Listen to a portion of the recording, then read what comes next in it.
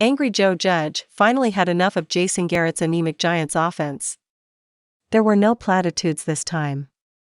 The usual post-game spin was there, but it was overwhelmed by a king-sized portion of candor. Joe Judge was blunt.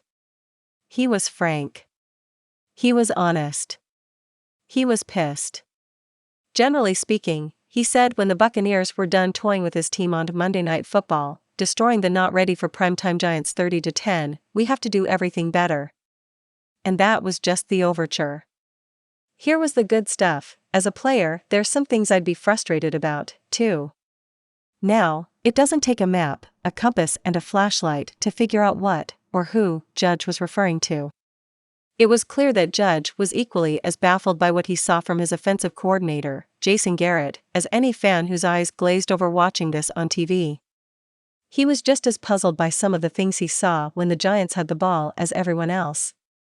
He was as disgusted as you that Kenny Golladay only got 2 looks.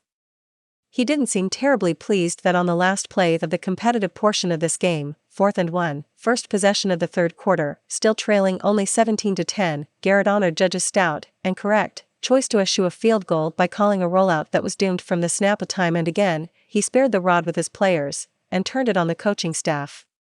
"We've got to put our players in better position to make plays," he said. "I take this very personally," he said. "I told the players to show up Wednesday ready to go," he said. "We'll have a plan for them."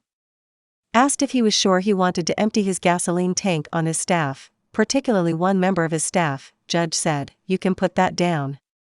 You guys can write that tonight. I won't debate that point. And the prize isn't supposed to be about squeaking into the playoffs anyway, not this far into the latest rebuild, not this deep into the Gettleman era." Maybe it really was too much to ask the Giants to beat the Buccaneers on the road, in prime time, with Brady more than a little salty after those back-to-back losses to the Saints and the WFT. But it shouldn't be such a yeoman task to stay in the game for longer than 2½ quarters. It shouldn't be that the Peyton and Eli show is the only thing keeping anyone interested by the fourth quarter.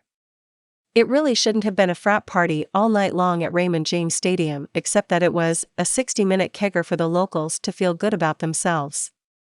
"It's on me to do better," Jones insisted. "It's on us to do better.